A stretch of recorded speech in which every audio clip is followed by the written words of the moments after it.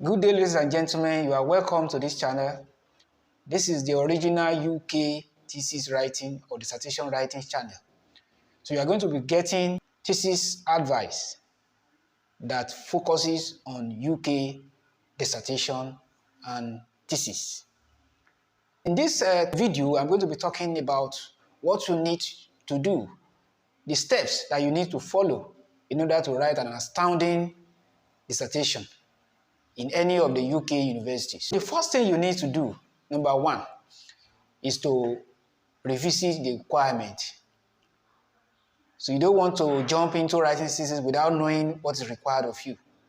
And you can always get the requirement from the thesis module. The module instructions will tell you the document structure, how they want the structure to be. I mean, the chapters that you need to cover, what you need to cover in chapter 1, in chapter 2, in chapter 3, chapter 4, and all that. Then the writing style. Usually you write in a formal style, and there are some also formatting rules that is peculiar to each universities.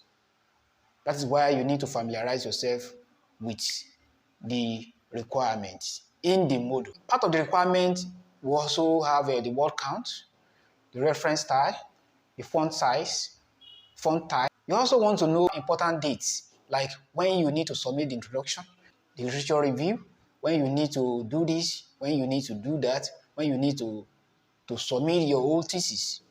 And I bet you don't want to do anything outside these important dates, because once you fail to submit as at when due, then it is automatic failure. When you have familiarized yourself with the requirements, the next thing is to do your literature review. Let me emphasize, this is very, very important. From my experience with UK thesis, since 2009 to 2022, I can tell you that the one thing you can do that can jeopardize your chances of producing outstanding thesis and getting high score is to fail to submit as at when due. So you take note of that. What is the meaning of literature review? It means you go and familiarize yourself with what other people have done. For example, let's assume that your topic is work-life balance. So that is the key word in your title. Then you need to go and understand what people have done about the work-life balance and how you can come in. So that is what is referred to as identifying research gap. There is no way to identify research gap without first of all doing your literature review. So it is very, very important as you do your literature review, whether your instruction asks for it or not. In fact, it is important to do your literature review before you write your introduction, because the literature review is going to make you an expert on the topic. So once you write your literature review, it is you that will be teaching your instructor and not the other way around. And I highly recommend as you do the literature review first. How do you do the literature review?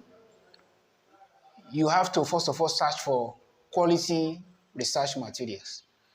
And you can get that from specialized databases like Google Scholar, like Scopus, like Web of Science. There are so many databases where you can get quality research materials. And make sure that you get current research materials. Current research material, don't forget. After you have done your literature review and you have made yourself an expert in the field, on the topic rather, then you write your introduction. You write the background, you write the statement of the problem, the aims of the study, the scope of the study significance or justification. Like I said, this thing varies by department. So not all that I've said may be required for your own introduction. So you have to look out for requirements and also look for what has been done, the thesis that has been done in that your department before, and look at the structure they follow. It's very, very important. After you have done that introduction, then you write your methodology. What kind of study do you want to do? Is it qualitative? Is it quantitative? Do you want to use mixed method? What is the research philosophy that you want to follow? What is the worldview from which you are tackling your topic? So what is the research design that you want to use? So is it going to be exploratory? Is it going to be descriptive? Is it going to be based on grounded theory? You just have to write your methodology. And I'm telling you, your literature review will have given you enough information that will help you to write a brilliant methodology. After writing the methodology, then you begin your data collection.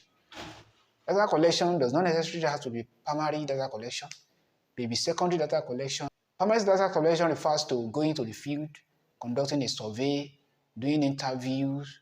You are the one collecting the data, or you are collecting the data for the first time. That is primary data. But you may also use data that has already been collected by other researchers. This is referred to as secondary data. So you can do either of the two. You can also combine both primary and secondary data depending on your research question, your topic, and your methodology. So after the methodology, you need to analyze the data that you have collected. How do you analyze the data?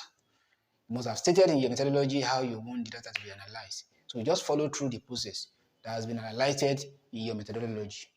Then after that, you interpret your result. You write the result and the discussion section. You write the conclusion and the recommendation section. You put everything together. You review it. You edit it. Then you write the abstract and do all other things in the fly leaves. What are the other things in the fly leaves? The certification, dedication, acknowledgements. Then you review again to identify mistakes and proofreading and correction. After this, then you are good to submit your thesis for assessment. If you follow this step, I assure you that you are one step away from writing a brilliant dissertation and scoring high mark in any of the UK universities.